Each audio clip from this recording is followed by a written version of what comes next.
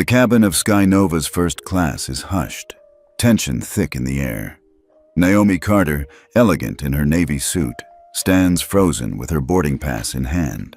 Across from her, flight attendant Linda Harper's voice drips with disdain. "People like you don't belong here. Move, before I call security."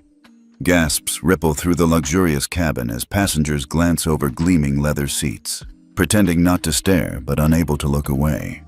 Naomi doesn't flinch. She simply locks eyes with Linda, steady and unyielding. In that silence, a storm brews.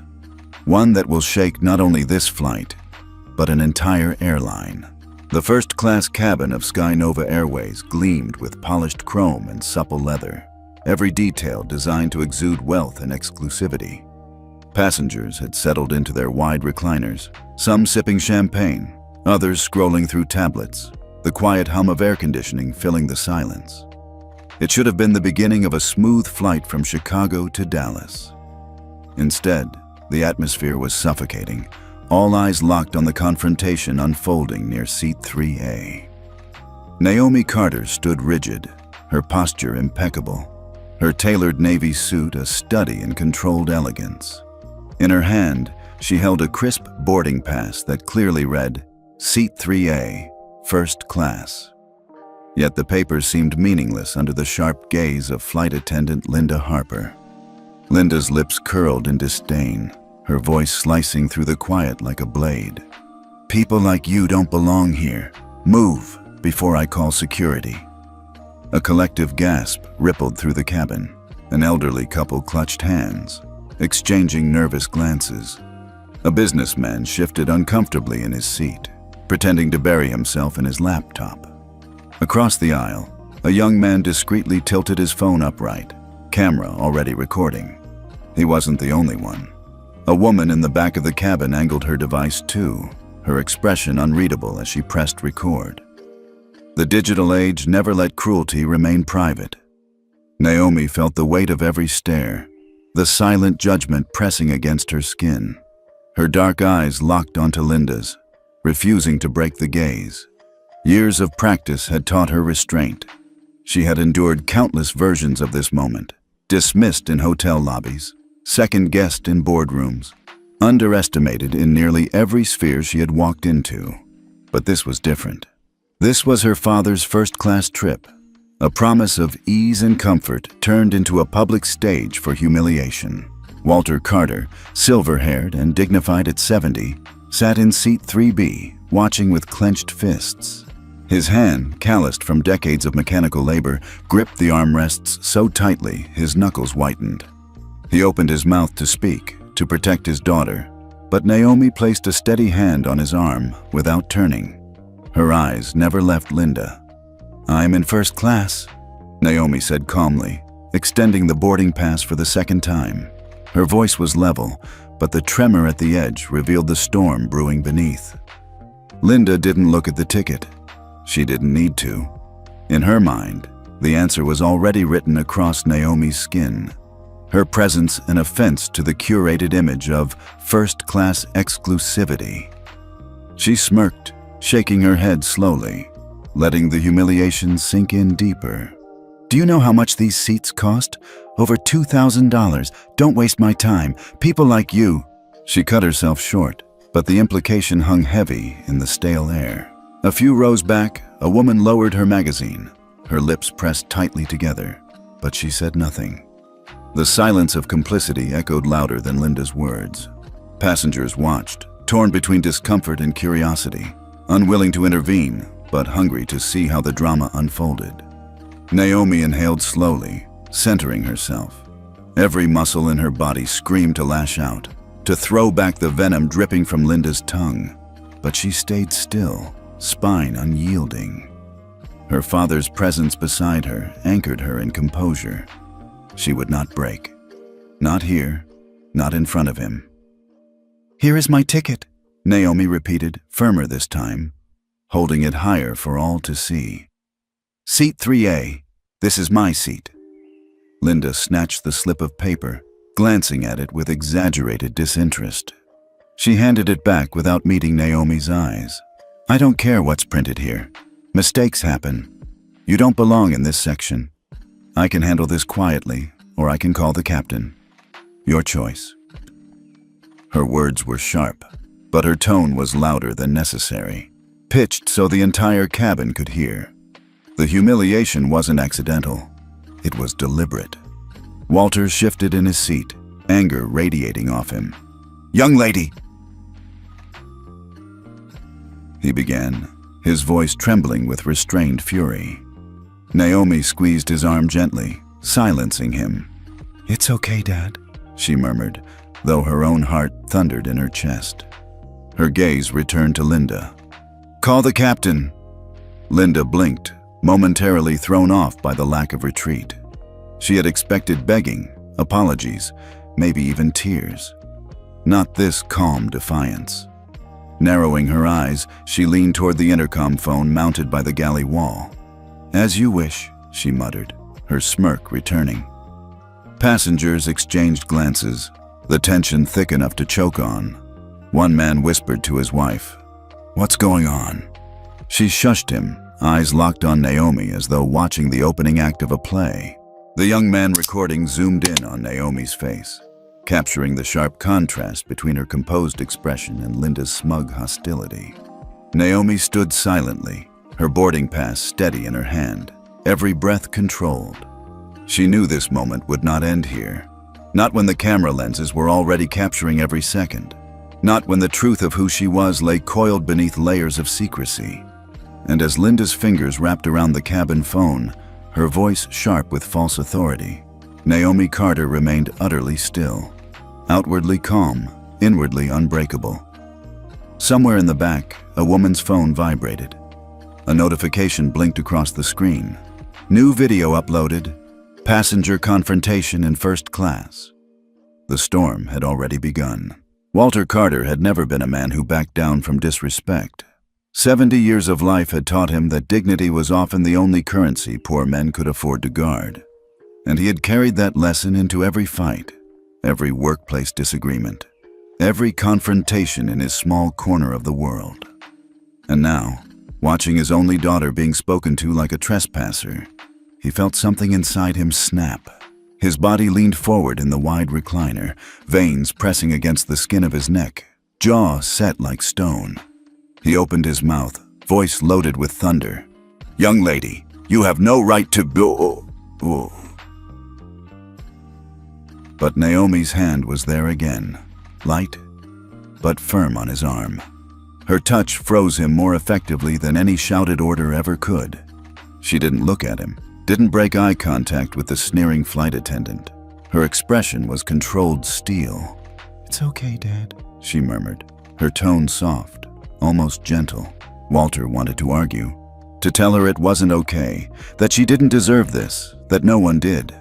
But the quiet authority in her voice, so much like her late mother's, halted him. He sank back into the leather seat, fists still tight, chest heaving.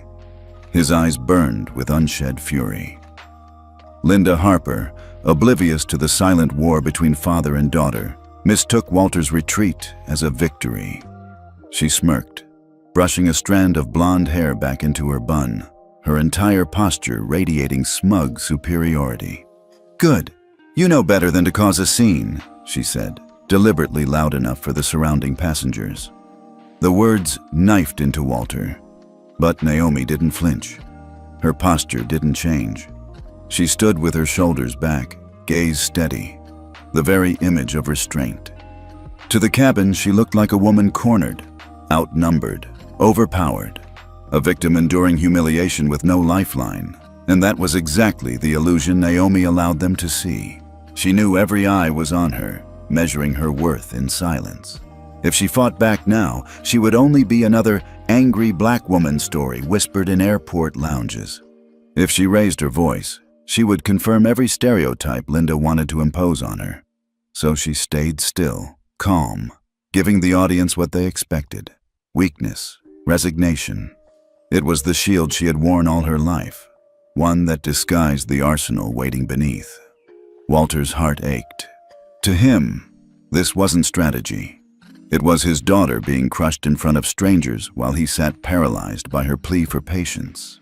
He looked at her profile, the way the light from the cabin ceiling highlighted the strong line of her jaw, and saw the little girl who once stood on a milk crate to look him in the eye, demanding he teach her how to fix an engine because she wanted to understand how things worked. That little girl had fire. Where had it gone now? Around them, the cabin seemed to settle into uneasy acceptance. The passengers returned to their devices, their champagne flutes, pretending not to watch while their eyes darted back every few seconds. They wanted drama without responsibility, outrage without risk. But not everyone remained passive. 2 rows ahead, in seat 1C, a tall man with salt and pepper hair and a sharp, tailored suit adjusted his cufflinks. His face was half hidden by the glow of his tablet, but his eyes, piercing, calculating, were fixed firmly on Naomi. Recognition flickered there, subtle but unmistakable. He knew her. Richard Sloan, CEO of a multinational logistics corporation and one of the largest potential clients Sky Nova had been courting, shifted slightly in his seat. He had seen Naomi once, across a boardroom table, presenting with quiet confidence that left seasoned executives scrambling to keep up. He remembered her, though she had introduced herself then only as a senior executive. He had left the meeting impressed, intrigued, and now, here she was, standing in humiliation, accused of trespassing in a cabin she arguably owned. His brows knit together. What game was she playing? Why wasn't she defending herself? Why didn't she reveal who she was? Richard's hand hovered over the call button, a reflexive urge to intervene, to silence the venom spilling from Linda's mouth. But he stopped himself. This was not his battle. Not yet. Instead, he leaned back, watching, waiting. Observation sometimes yielded more power than action. He wanted to see what Naomi Carter would do when pushed to the edge. Naomi caught the brief flicker of recognition in Richard's gaze, but said nothing. She didn't need allies, not yet. The time for revelation would come, and when it did, it would shake the foundations of this cabin, and perhaps the industry beyond it. For now, she wore the mask of submission. Linda, drunk on the illusion of control, pressed forward. "Listen," she said, her voice syrupy with condescension. "This isn't personal. It's just rules, standards. First class is for a certain caliber of passenger. And frankly," she let her eyes trail deliberately from Naomi's head to her shoes before curling her lip, "you don't quite fit the image?" A flush rose in Walter's cheeks. His knuckles whitened against the armrest. He was seconds away from erupting, his pride screaming louder than his daughter's restraint. Naomi's hand pressed his forearm again. Steady. Grounding. She leaned just slightly, her voice so low only he could hear. "Trust me. Trust." The word cut through his fury, disarming him. He sat back, breath shaking, torn between helpless rage and paternal faith. Passengers nearby exchanged whispers, some eyes sympathetic, others coldly judgmental. The narrative was writing itself. A woman who didn't belong, trying to hold ground she hadn't earned. Richard Sloan crossed one leg over the other, steepling his fingers beneath his chin. He studied Naomi's calm expression, the quiet steel beneath her composure, and thought to himself, this isn't over. She's playing a longer game. And as Linda turned toward the cabin phone to escalate matters further, Naomi Carter stood motionless, serene in the storm, giving the world exactly what it expected, while preparing to shatter those expectations in ways no one could yet imagine. The illusion of weakness was the strongest weapon she had ever wielded. The confrontation should have ended with the captain's call, but Linda Harper was not one to release her grip once she had sunk her claws in. To her, Naomi's calm composure felt like a challenge, a refusal to bend that demanded escalation. And Linda had made a career out of reminding people of their place. The first skirmish came with the meal service.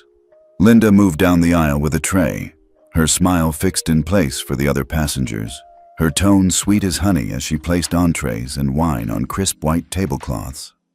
When she reached Naomi and Walter's row, Her expression shifted, a calculated sharpness replacing the professional mask. She set down Naomi's plate with a loud clink, the porcelain rattling against the tray table. "Chicken or pasta?" she asked curtly, though Naomi had already given her preference at boarding. "Chicken, please," Naomi answered evenly. Linda returned a few minutes later, dropping a dry, half-burned piece of chicken breast before her, accompanied by a stale roll. For Walter, the plate was presented with deliberate care, steaming pasta with sauce, garnished properly. The insult was clear. Walter's face darkened, and he started to speak, but Naomi rested her hand on his again, silently begging him not to. Her fork hovered over the plate, but she didn't eat. Instead, she smiled faintly, as though the charade had no effect. Linda wasn't finished. Midway through the meal, she returned, her brows raised in mock concern. "Excuse me, ma'am. May I see your boarding pass again? Just to verify." Naomi's jaw tightened, but she kept her voice steady. "You've already checked it. Twice." Linda tilted her head, the picture of false innocence. "Yes, but sometimes passengers wander into the wrong cabin. It happens more often than you'd think." She extended her hand expectantly. Every passenger in earshot knew the implication. Naomi had stolen a seat that wasn't hers. Naomi pulled the boarding pass from her blazer pocket and handed it over without a word. She allowed Linda's little performance to play out, knowing each act of cruelty was another brick in the wall Linda was building around herself, one that would eventually collapse. From across the aisle, whispers began. "This is ridiculous," muttered a woman in pearls, leaning toward her husband. "Maybe she did sneak in," her husband whispered back. "She doesn't look like the type." His voice trailed off when he noticed the phone in his wife's lap, recording discreetly. The cabin was splitting down invisible lines. Some passengers shifted uncomfortably, sympathetic to Naomi but unwilling to risk confrontation. Others nodded along with Linda's insinuations, their biases confirmed by the spectacle. At the far end of the cabin, near seat 6D, a woman adjusted her glasses and angled her tablet slightly. Her name was Clara Jennings, a freelance journalist with a reputation for chasing stories of corporate misconduct and human interest scandals. She had boarded this flight hoping for little more than a few quiet hours to edit her latest piece. Now, she had stumbled into a drama that practically begged to be written. Clara tapped the record button on her phone, sliding it onto her tray table with the microphone facing forward. Her fingers moved quickly across her tablet, noting down snippets of dialogue. "People like you don't belong here. Sometimes passengers wander into the wrong cabin." She glanced over the rim of her glasses, her pulse quickening. This wasn't just a passenger spat. This was something larger, uglier. And judging by the way Naomi carried herself, Clara suspected it wasn't over yet. Back near seat 3A, Linda handed Naomi's boarding pass back with a dismissive flick, the corners of her mouth twisting. "You see," she said loudly, "it says 3A, but maybe the system glitched. Mistakes happen." Walters slammed his palm against the armrest, the crack startling nearby passengers. "That's enough," he barked, his voice gravelly with age and rage. Heads whipped around, eyes widening. For the first time, the silence broke into open murmurs. Naomi placed a hand on his forearm, her voice calm but firm. "Dad, please." The two words were enough. Walter's shoulders sagged, his fury leashed but not extinguished. His eyes, however, glared daggers into Linda. Linda straightened, her smile smug. She believed she had won. The old man subdued, the young woman still silent. What more proof did the passengers need that she was in control? Clara Jennings's pen scratched faster against her digital screen. She didn't intervene, yet. But she knew a story when she saw one, and this was unfolding like a script written for outrage. Naomi sat back down slowly, her posture poised, her face composed. To any casual observer, she looked defeated, beaten into compliance. Yet her eyes, dark and unyielding, burned with a fire that only a few noticed. Richard Sloane, the businessman in 1C, watched quietly. He saw through the mask, saw the calculation in Naomi's restraint. He glanced toward Clara at the back, noticing her scribbling furiously. A thought formed in his mind. This moment would not remain confined to this cabin. It was going to spill far beyond it, into headlines, into boardrooms, and Naomi Carter knew it too. That's why she let Linda continue. That's why she stayed silent, enduring the slow burn of humiliation. Every cruel word, every petty slight, was another nail in Linda's own coffin, one she was building with her bare hands, unaware of the grave she dug. The tension swelled, thick enough to suffocate. Whispers hummed like static electricity, judgment crackling in every glance. The cabin was no longer neutral ground. It had become an arena, and at its center, Naomi Carter sat calm, weaponizing silence, biding her time. The cabin had settled into a fragile rhythm of whispers and sidelong glances, but beneath the polished veneer of first-class luxury, tension pulsed like a hidden current. Linda Harper moved with renewed arrogance, convinced she had established her dominance. Each time she passed Naomi's seat, she let her gaze linger just long enough to remind everyone who controlled this space. Or so she thought. But not everyone in uniform shared her confidence. Michael Turner, one of the junior flight attendants, carried a tray of champagne flutes down the aisle. He was new to Skynova Airways, only 6 months into the job, and still clung to the meticulous rules of service drilled into him during training. His job was to anticipate, to provide comfort, not to confront. Yet when he reached seat 3A, his steps faltered. Naomi Carter extended her boarding pass again, an act she repeated only because Linda demanded it. Michael glanced at the slip of paper, preparing to nod politely and move on, but then his eyes landed on the name. Naomi Carter. The syllables clicked into place like a lock opening. Recognition flashed across his features, a subtle widening of his eyes before he masked it quickly. He had seen that name before, not in the roster of passengers, but in corporate newsletters, training modules, and even whispered conversations among staff.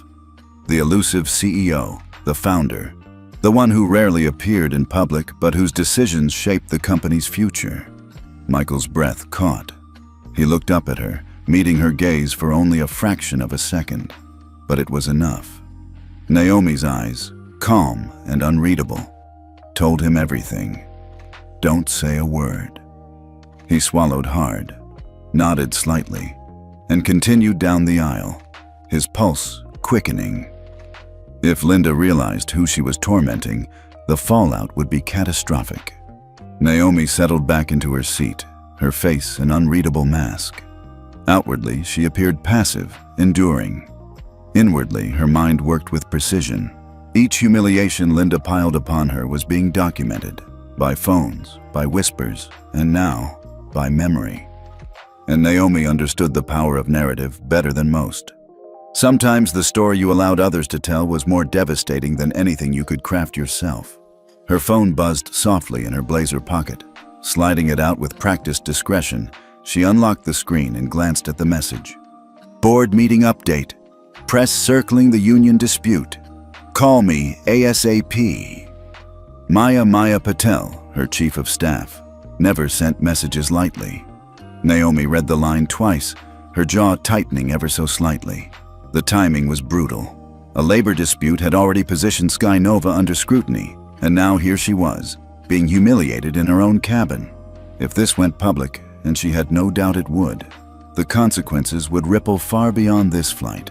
Walter leaned slightly toward her, whispering, "Everything all right, sweetheart?" Naomi slipped the phone back into her pocket, masking the flicker of steel in her eyes. "Everything's fine, Dad," she said softly. But it wasn't. Clara Jennings, the journalist at the back, adjusted the focus of her phone camera. Through her lens, she caught Naomi's momentary shift, her eyes narrowing, the subtle tightening of her posture after reading the message.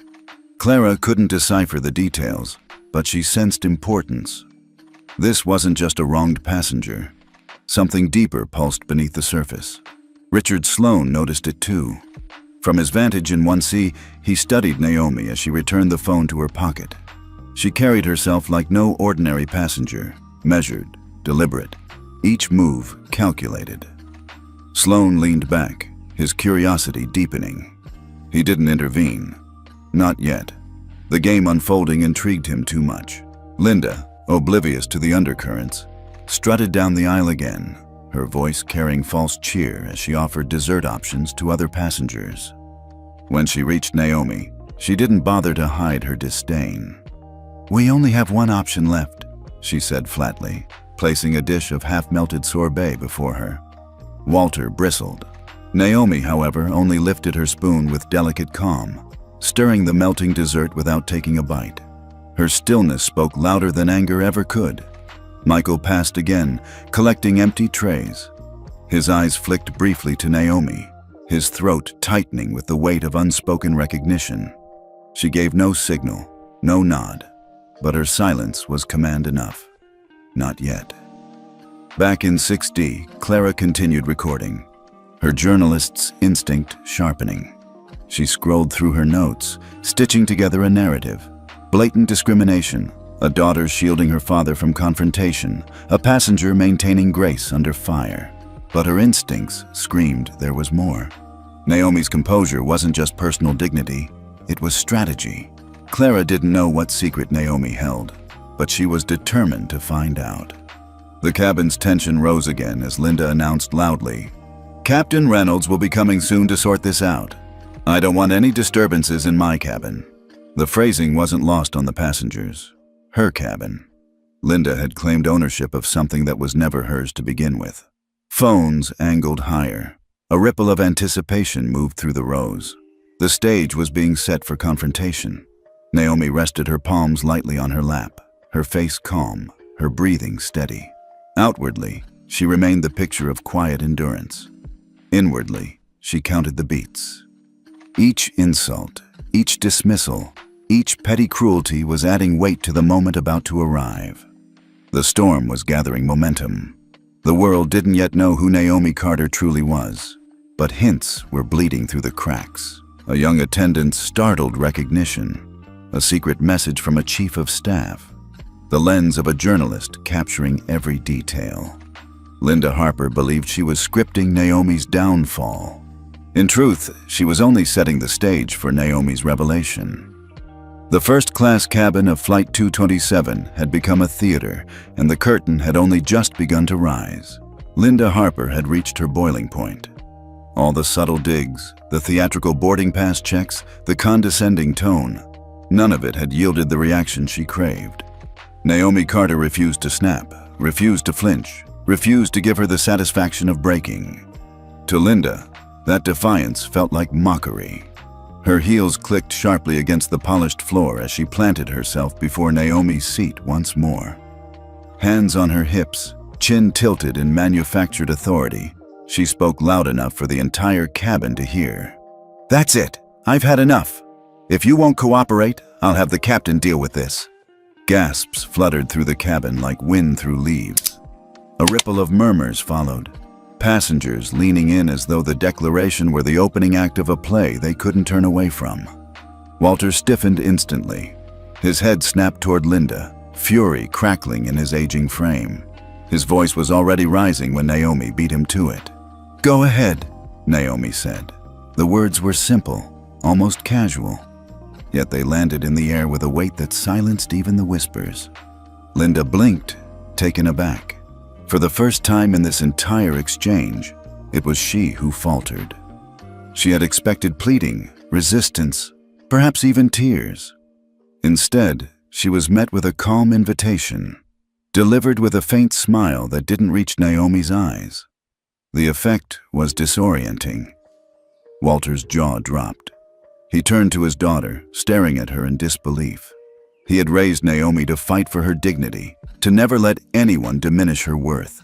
And yet, here she was, meeting cruelty not with anger, but with something entirely different, an almost serene confidence. "What are you doing?" he whispered fiercely, voice trembling. "This isn't something to let slide. You can't just—" Naomi placed her hand lightly on his wrist, her touch both soothing and commanding. Her eyes met his, steady and unyielding. "Trust me, Dad." 2 words again, the same words she had used before, but this time they carried a different charge. Not just a plea for patience, but a promise of something more. Walter froze, searching her face. She wasn't cowed. She wasn't broken. Beneath the calm, he saw it now. A flicker of something sharp, deliberate. She was waiting, calculating. For the first time, he felt a shiver of awe. His daughter wasn't just enduring. She was orchestrating. Linda mistook the silence between father and daughter as concession. Straightening her posture, she smirked and reached for the cabin intercom. "Fine, we'll settle this once and for all." At the far end of the cabin, Clara Jennings's eyes lit up behind her glasses. Her recorder was already running, but she leaned forward slightly, capturing every movement. The story was gaining layers, her instincts screaming that this confrontation was about to break open. Richard Sloane in 1C leaned back, steepling his fingers as a knowing smile played on his lips. There it is, he thought. She's letting the storm come to her. Naomi crossed one leg over the other, her expression serene. To anyone else, it might look like defeat, but for those paying attention, her posture radiated control. She wasn't being dragged into Linda's game. She was forcing Linda to escalate, to dig her own grave. Linda lifted the intercom receiver, her voice sharp. "Captain Reynolds, please report to the first-class cabin immediately. Passenger issue." She emphasized the last words, her eyes flicking smugly toward Naomi. Whispers swelled again. "The captain?" one man muttered.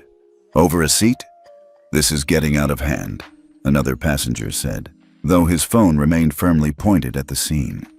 Walter's pulse hammered in his ears. He wanted to scream, to demand the humiliation end, but Naomi's hand still rested on his wrist, her calm a counterweight to his rage. Slowly, almost against his will, he leaned back in his seat, trusting her. For the first time, he saw not just his daughter but something larger, a woman who seemed to command storms. Naomi's gaze remained forward, unblinking, her faint smile still in place. She knew exactly what she was doing. The seconds stretched, the cabin holding its breath. Michael, the young attendant, shifted nervously by the galley. He knew the captain was on his way, and he knew what it would mean when he recognized Naomi. He glanced at her boarding pass, still fresh in his memory. Her name burned into his mind. He had to bite his tongue not to warn Linda, not to betray the unspoken command Naomi had given him with her eyes.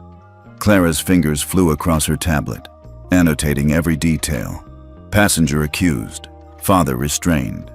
Flight attendant calls captain, subject calm. Anticipation rising. She had covered countless confrontations, but this one was different. There was a gravity to Naomi's presence that Clara couldn't shake. Linda, satisfied with her performance, returned the receiver to its cradle and crossed her arms.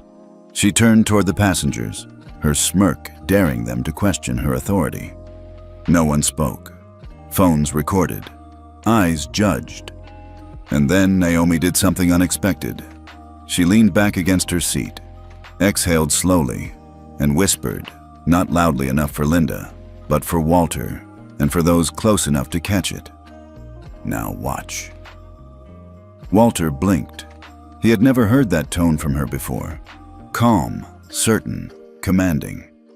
It wasn't the voice of a daughter seeking protection. It was the voice of a leader who knew the outcome before the battle began. Passengers shifted, sensing something in the air they couldn't quite place. The humiliation was still there, the imbalance still sharp. But now there was a new undercurrent, a tension not of defeat, but of anticipation. Naomi's faint smile returned, sharper this time, tinged with the confidence of someone holding a secret. She wasn't waiting to be rescued. She was waiting for the curtain to rise. The hush that fell over the first-class cabin was unlike anything it had endured before. Conversations died mid-sentence. The faint clinking of cutlery and glasses stopped. Even the steady hum of the engine seemed muted, as though the aircraft itself understood the gravity of what was about to unfold. The sound of footsteps, measured, heavy, deliberate, echoed from the corridor leading into the cabin. The polished shoes appeared first, followed by crisp navy trousers, then the gleam of golden stripes on dark sleeves. Finally, Captain Kevin Reynolds stepped into view.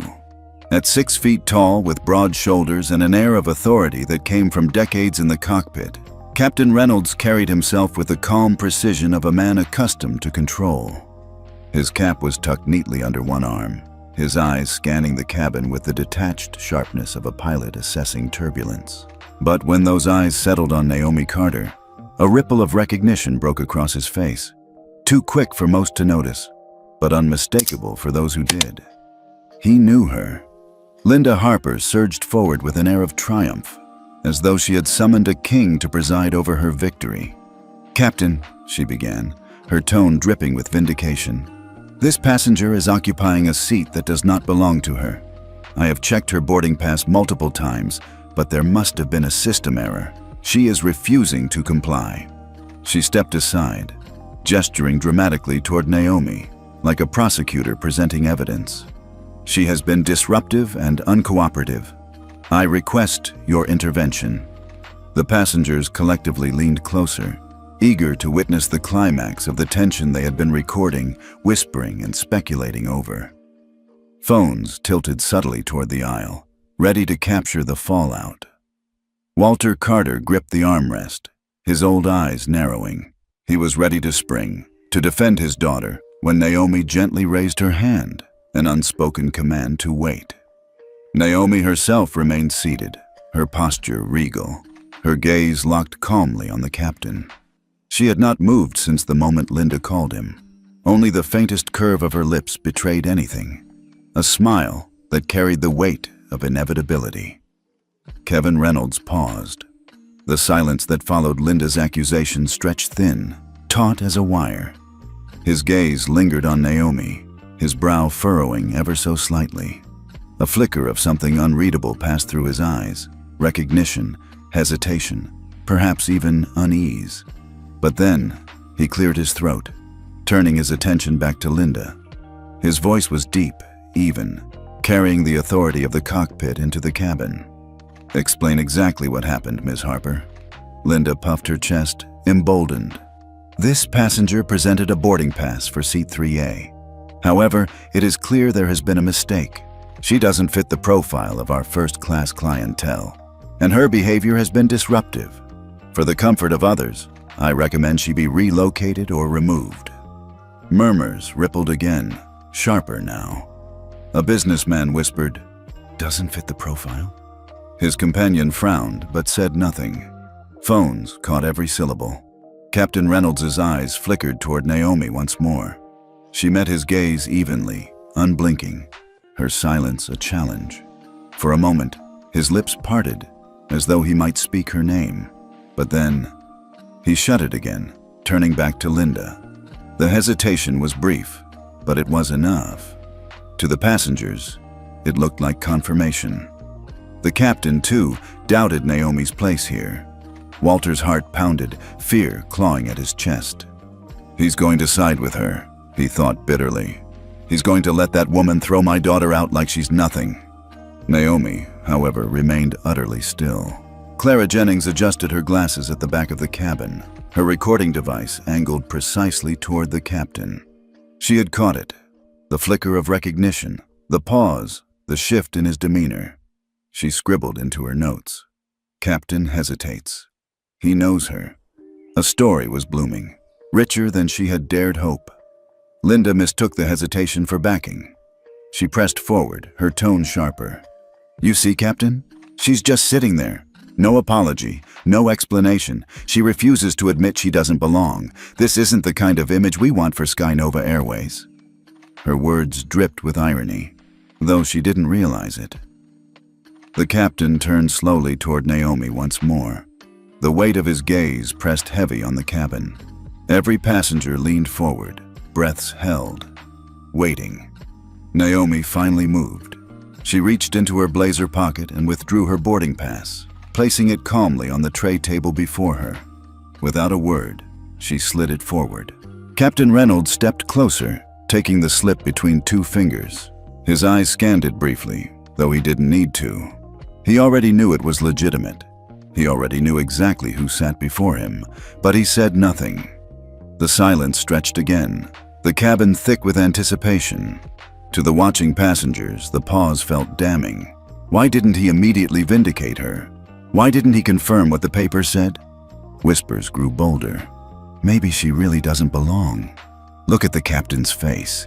He's not convinced. Unbelievable. Walter clenched his fists, his body trembling with fury. He opened his mouth, but Naomi touched his hand again, steady as stone. Her eyes never left the captain's. For one terrible moment, it seemed as though the tide had turned. The authority figure had arrived, and even he appeared to doubt her. Linda crossed her arms, smugness radiating.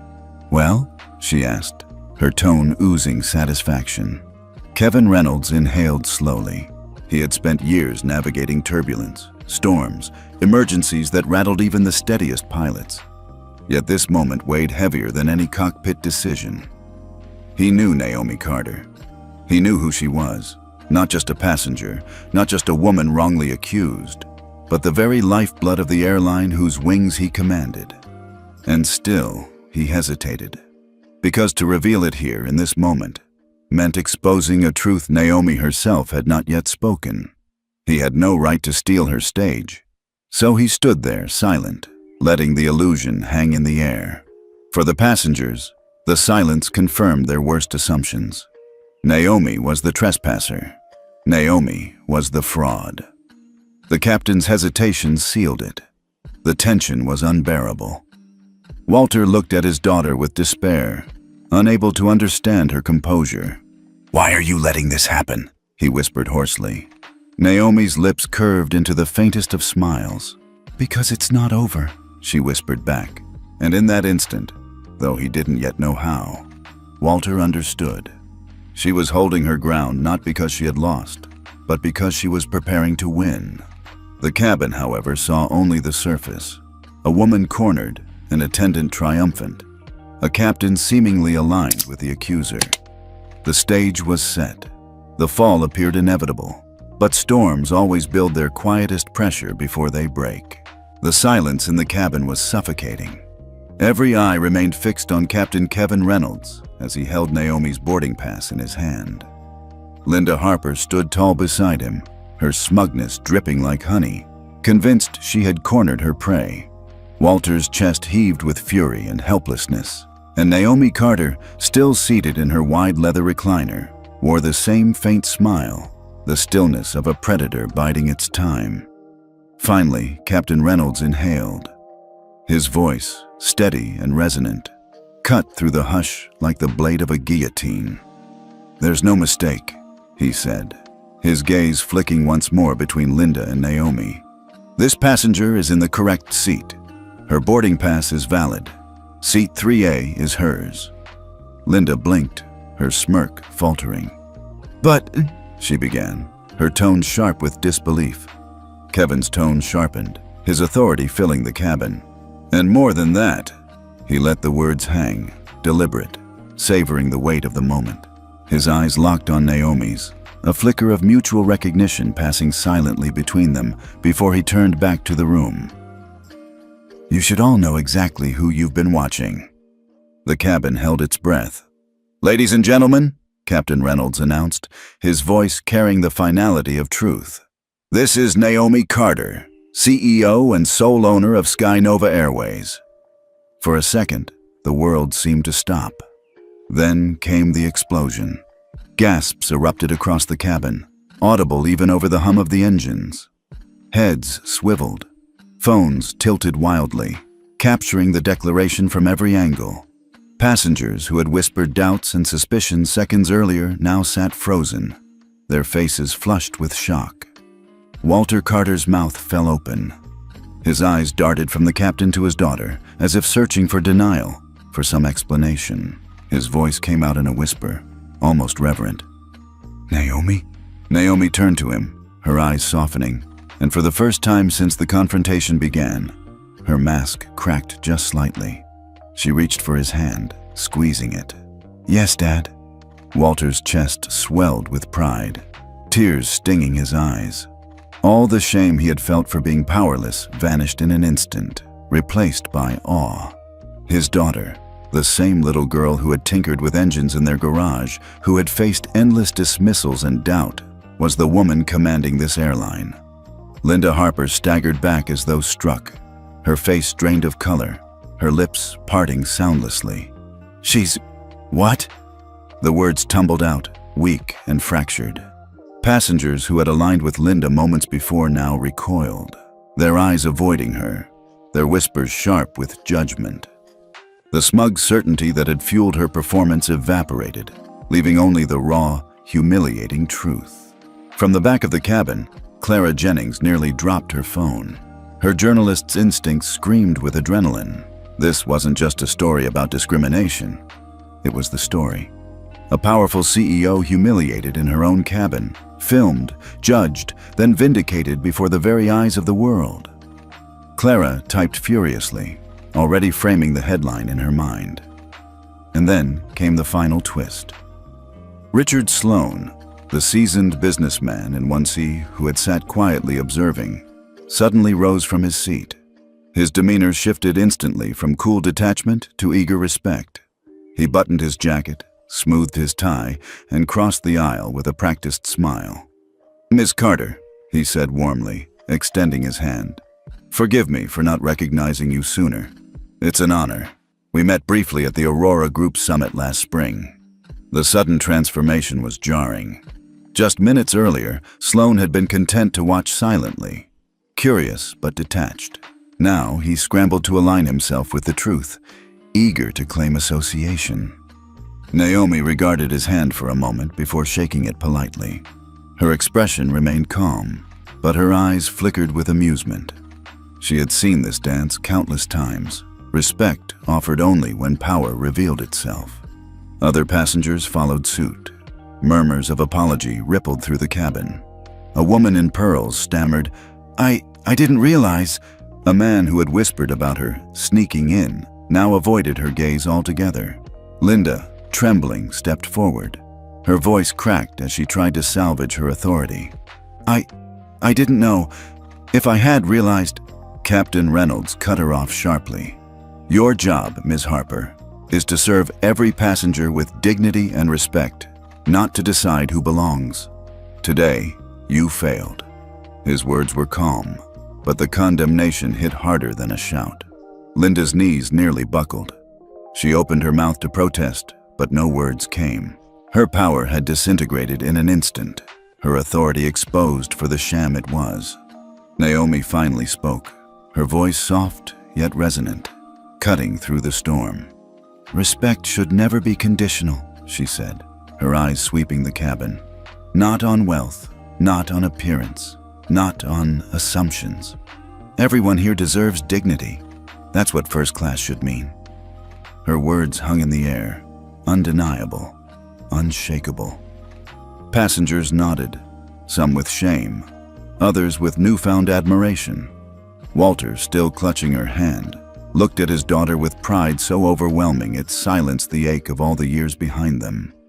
She had not only survived the humiliation, she had turned it into a moment of truth for everyone watching. Clara Jennings smiled behind her glasses, whispering to herself as her recorder blinked red. History just wrote itself. The cabin, once divided, now shifted. The tide had turned. Naomi Carter was no longer a victim in their eyes. She was the storm that had broken over them, the justice they had witnessed in real time.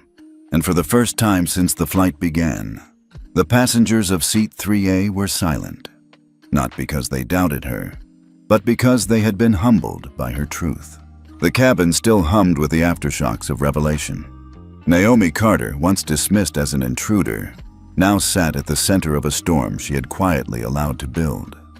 Phones still hovered, some passengers whispering apologies, others shaking their heads in disbelief at how wrong they had been. Linda Harper, pale and trembling, stood rooted to the floor, her entire career teetering on the edge of collapse. The silence stretched, suffocating, broken only by the steady hum of the engines and Walter's uneven breaths. He was still gripping Naomi's hand as if it were the only anchor in this upside-down world.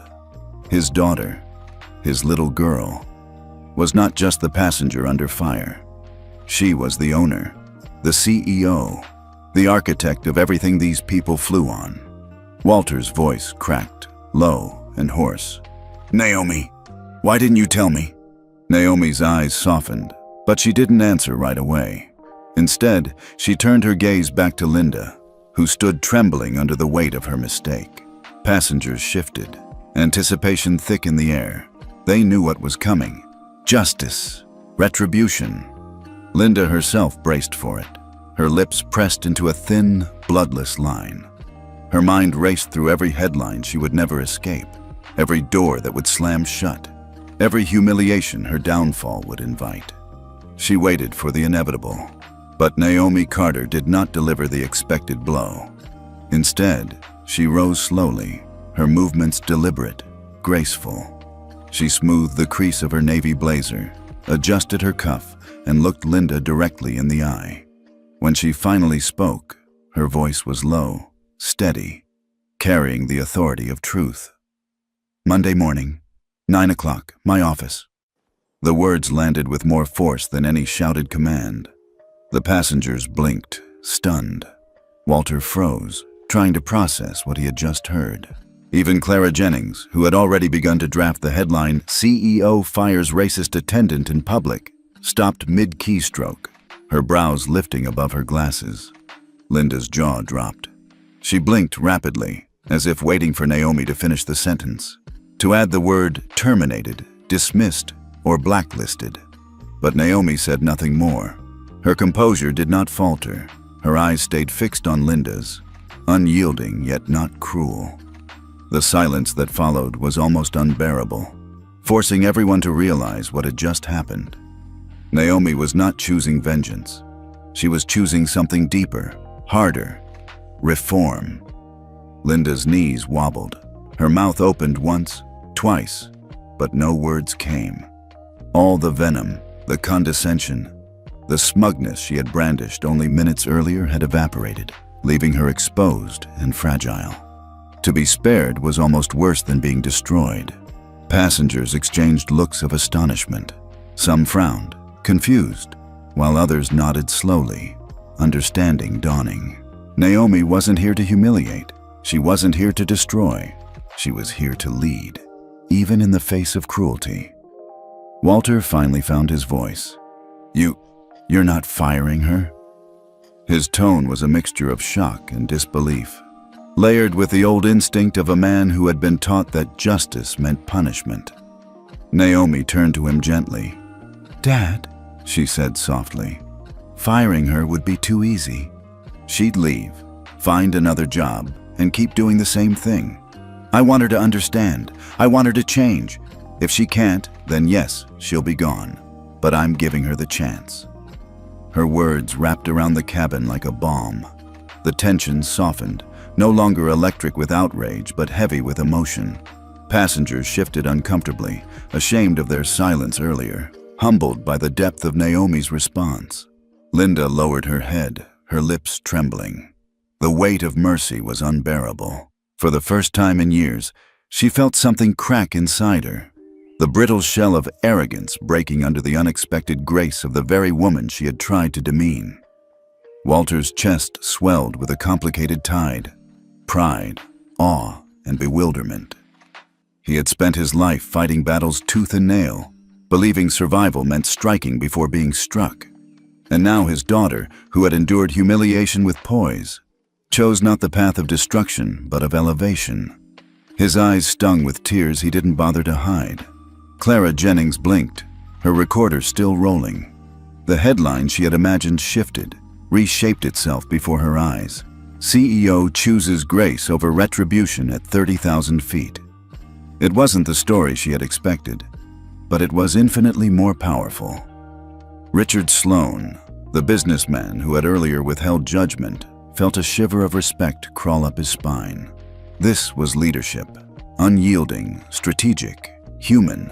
He straightened in his seat, silently committing himself to the woman who had just turned a moment of humiliation into a lesson in grace. Naomi sat back down, calm as ever. "We land in a few hours," she said simply, her tone final. "Until then, let's give everyone peace." The cabin remained quiet, reverent almost, as though the passengers had witnessed something sacred. Phones lowered. Whispers ceased. For the first time since the confrontation began, silence was no longer oppressive. It was respectful. Linda Harper, shaken to her core, stepped back into the galley, her entire frame trembling. She knew she had not been spared out of weakness, but out of strength. The chance Naomi had given her was heavier than punishment, because it demanded she face herself. Walter squeezed his daughter's hand, his voice breaking. "I don't understand you, Naomi, but I've never been prouder." Naomi smiled faintly, her eyes glistening with a quiet warmth. "That's enough, Dad. That's all I need."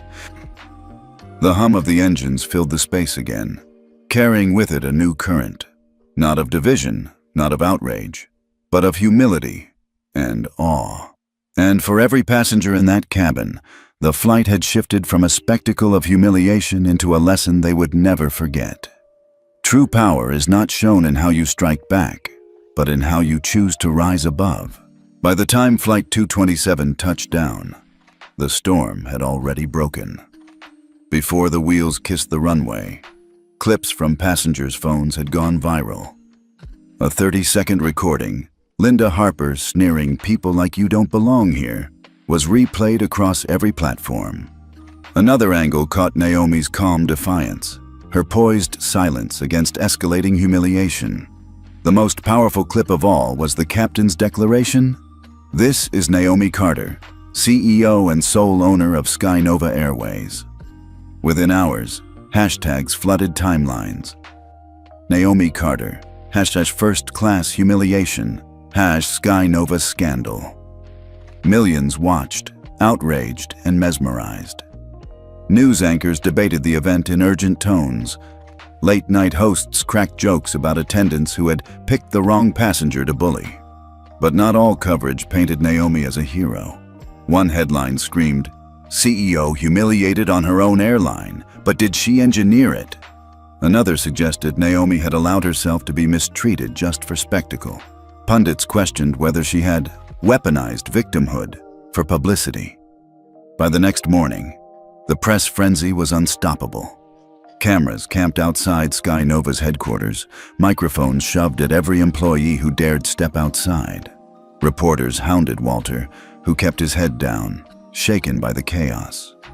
Naomi herself became both an icon and a target overnight. Yet the fiercest storm was not outside. It was inside. The boardroom of Skynova Airways became a battlefield. Crammed with directors, advisors, and restless shareholders, the air buzzed with tension. Naomi sat at the head of the long mahogany table, her posture unflinching as voices clashed around her. "This is a PR nightmare," barked Charles Denton, one of the senior board members, his cheeks flushed crimson. "Our stock dipped 6% overnight. Investors are panicking. We can't afford this kind of exposure." Across the table, Miranda Shaw, another director, leaned forward with narrowed eyes. "What were you thinking, Naomi? Sitting there, letting it play out, letting it go viral. Do you understand what this looks like? You're not just any passenger. You're the face of this airline." Naomi folded her hands neatly before her, her gaze level. "Yes, and that's exactly why it matters. This wasn't about me. It was about the culture within this airline. If it can happen to me, what about the passengers who don't have a title to shield them?" Murmurs rippled, some thoughtful, others dismissive. But Charles slammed his palm on the table. "Don't make this about ideals. We have shareholders, obligations, profit margins. You've turned us into a spectacle. People are laughing at us. We don't need a crusader. We need stability." The word hung heavy. Crusader. Walter, seated quietly at the back, flinched. He had never liked these men with their polished shoes and polished lies. Now he watched his daughter stand alone against them, her poise steady even as they tore at her. Naomi inhaled slowly, then spoke. "Do you know what instability looks like? Instability is a company that tolerates discrimination. Instability is a brand that ignores its passengers' dignity. If we don't confront this now, the cost later will be far worse." Some nodded, reluctantly. Others glared. Richard Sloan, the businessman from Seat 1C who had quickly aligned himself after the reveal, cleared his throat. "Naomi's right. This could be an opportunity. We can own this narrative, show we take accountability." But Miranda scoffed. "Opportunity? Investors don't want a morality play, they want profits.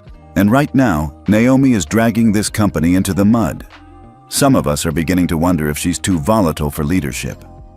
The room crackled with the unspoken threat. A coup. Naomi registered every word, every tone. She saw the lines being drawn. Some were with her, seeing the long-term vision. Others were against her, eager to twist this crisis into leverage. The knives were out, sharp and glinting under fluorescent lights. Clara Jennings's article, published that morning, lay open on several tablets around the table. The headline read, "Grace at 30,000 feet. How Naomi Carter redefined power." But for every reader who praised her, there were detractors sharpening their criticism. Naomi sat back, her face calm, though inside she felt the pressure mounting like a vice. Public outrage was volatile but manageable. Internal betrayal, that was more dangerous.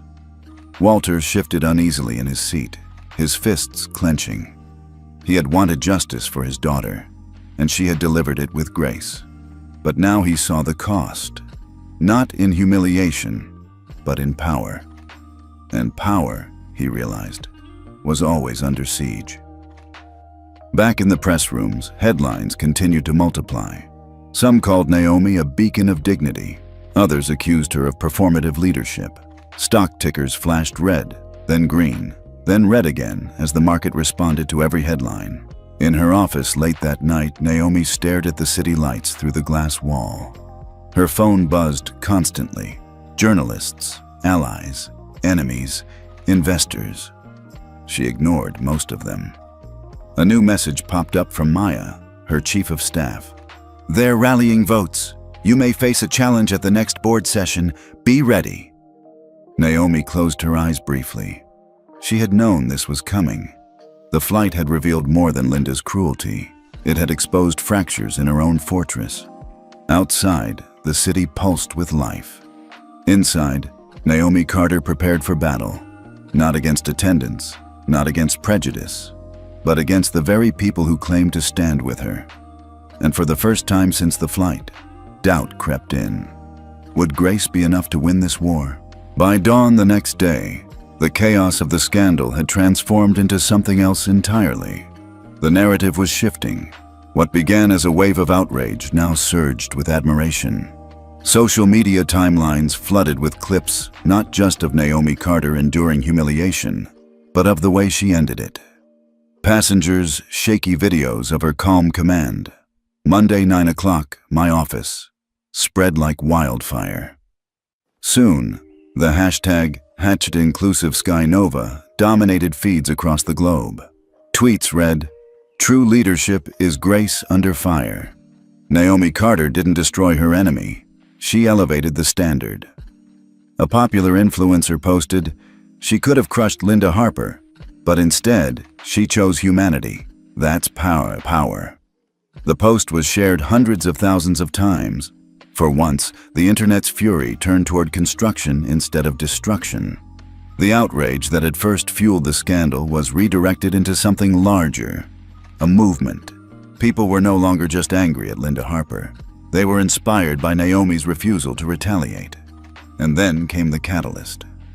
Clara Jennings, the quiet journalist at the back of the cabin, published her article. Its headline, bold and striking, read, "The CEO who chose grace at 30,000 feet." In it, Clara described the entire encounter with precision. The humiliation, the tension, the captain's reveal, and finally Naomi's surprising decision to offer mercy instead of punishment. Her prose carried weight, weaving observation with insight. "In a world addicted to vengeance," she wrote, "Naomi Carter reminded us that true authority is not proven in the power to destroy, but in the choice to forgive."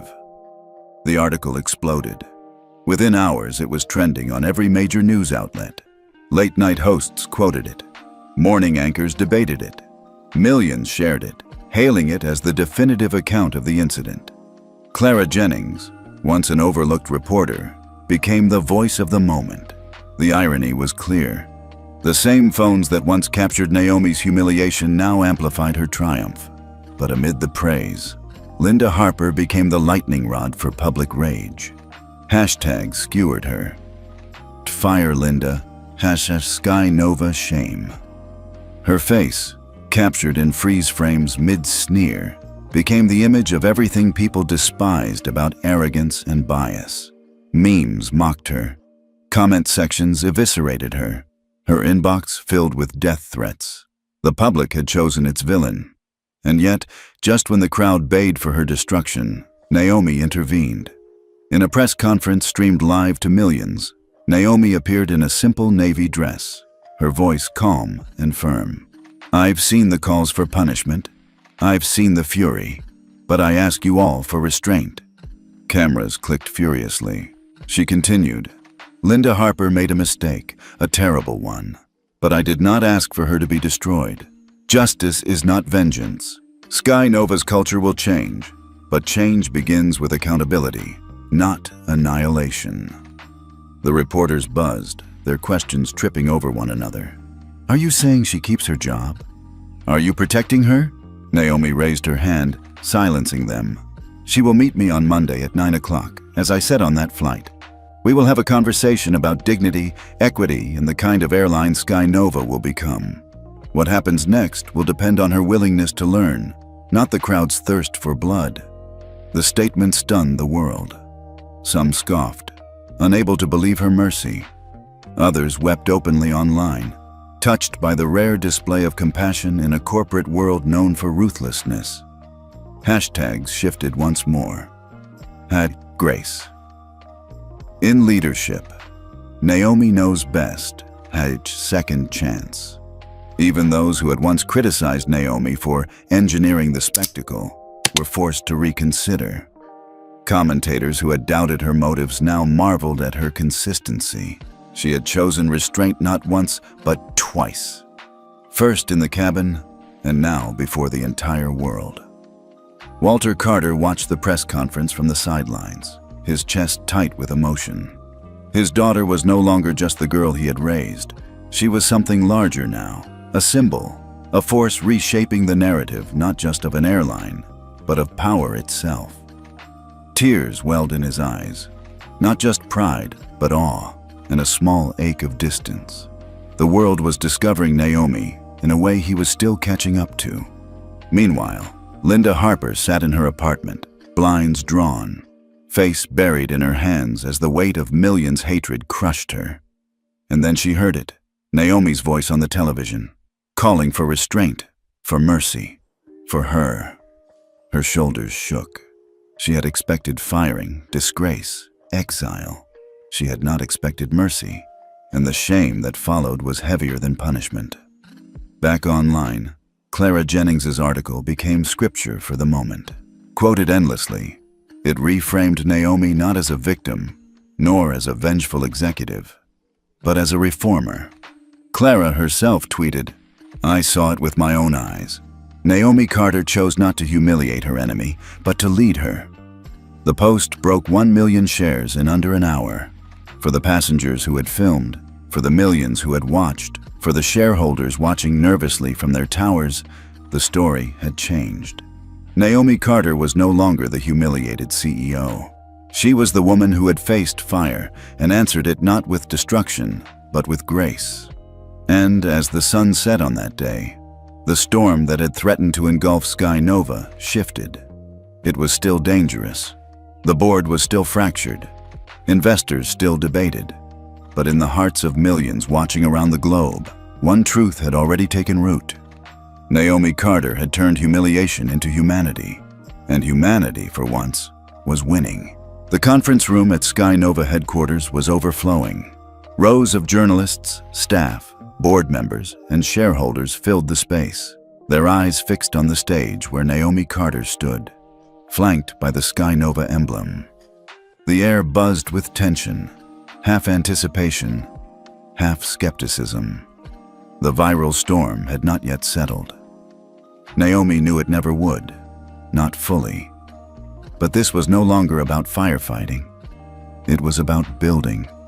She stepped forward, her voice steady, carrying the weight of both authority and vision.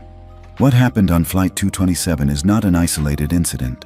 It was not the first time, nor will it be the last, unless we change. She let the words sink in, her gaze sweeping the crowd.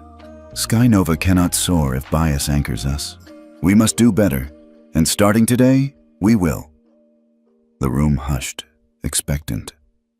Naomi pressed a button on the podium, and the screen behind her lit up with bold letters.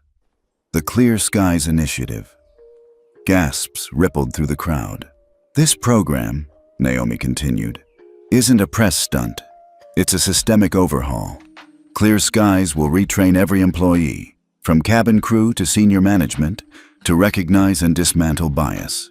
It will include transparent reporting systems, accountability structures, and measurable goals.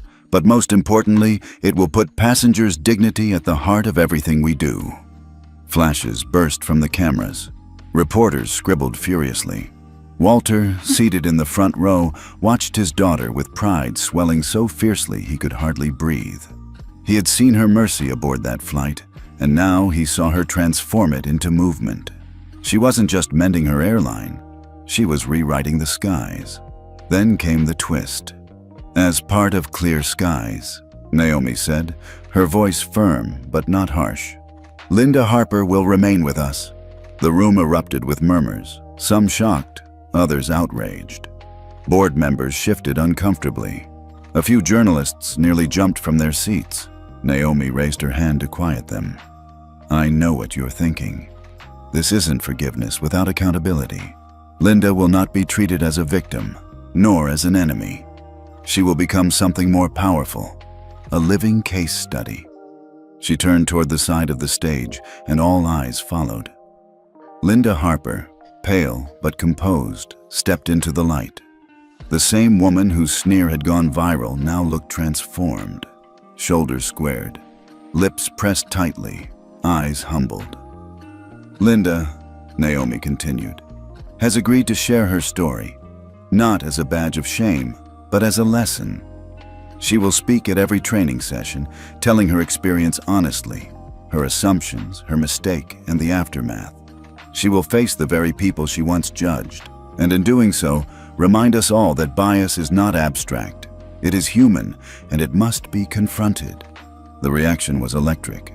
Some gasped in admiration. Others frowned, skeptical, but no one could deny the boldness of the decision. Linda took a small step forward, her voice trembling but audible. I never thought I'd be standing here.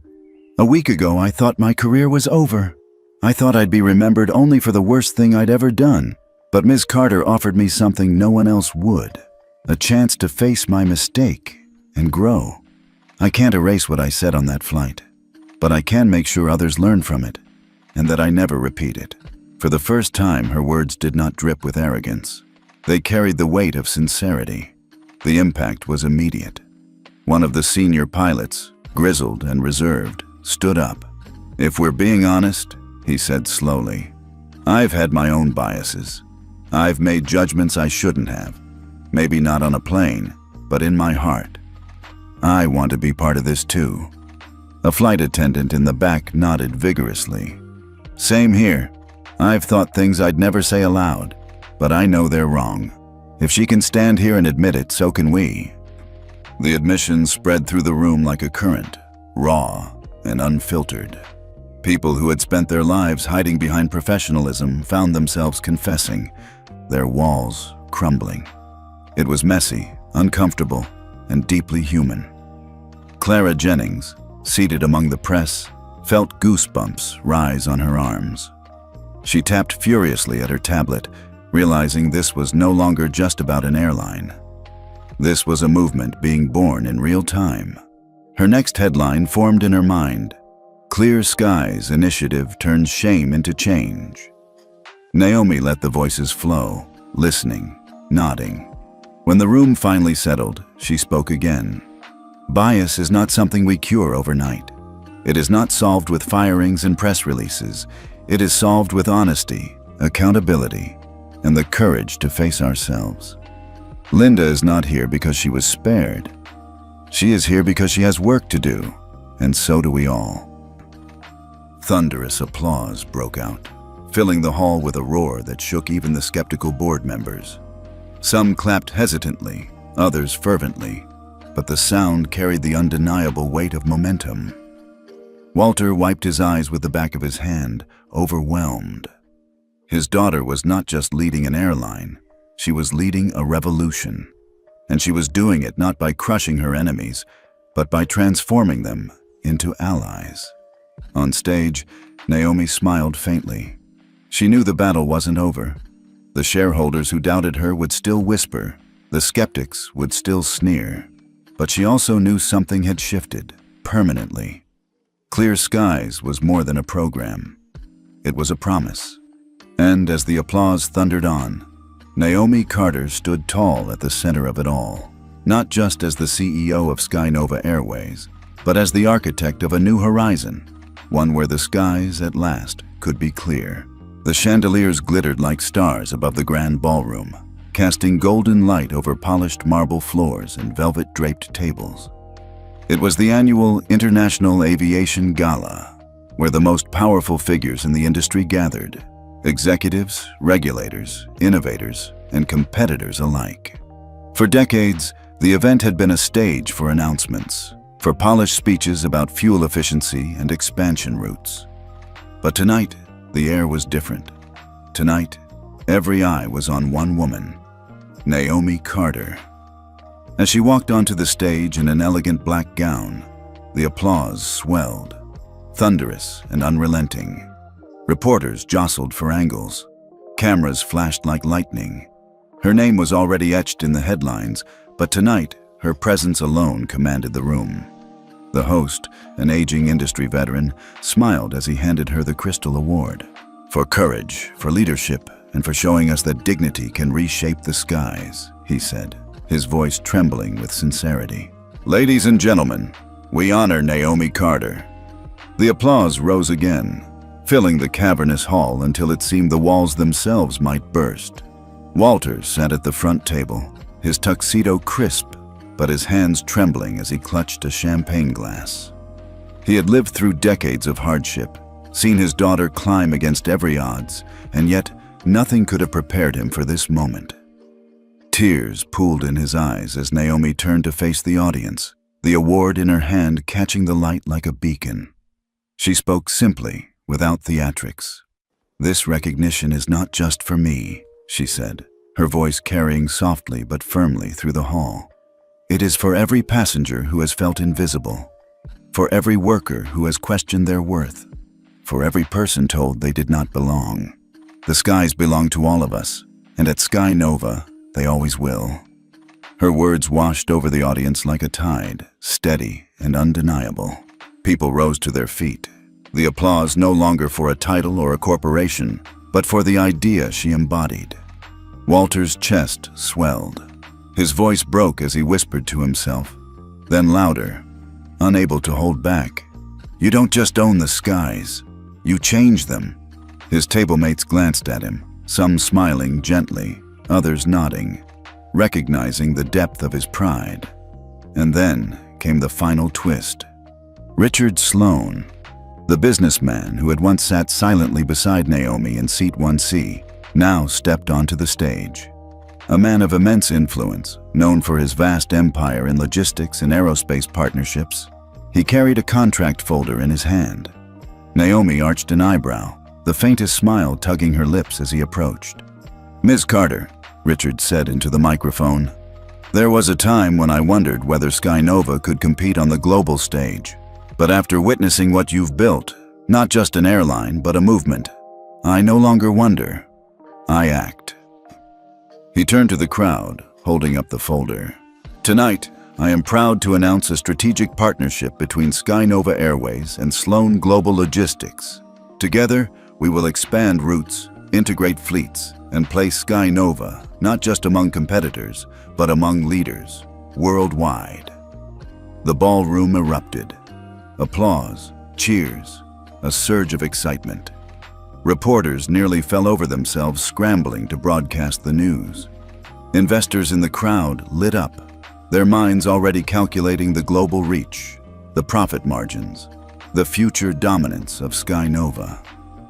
Walter clapped until his palms ached, pride so fierce it was almost unbearable. Her enemies doubted her. Her allies questioned her. And now, she stands taller than them all. Naomi shook Richard's hand, her expression composed. She accepted the partnership not with the giddy excitement others might have shown, but with the calm grace that had defined her every move since Flight 227. When the speeches ended and the cameras pivoted elsewhere, Naomi quietly descended the stage. She did not bask in the spotlight, did not linger for endless photos. She slipped into the crowd, the award still in her hand, moving with the silence of someone who no longer needed validation.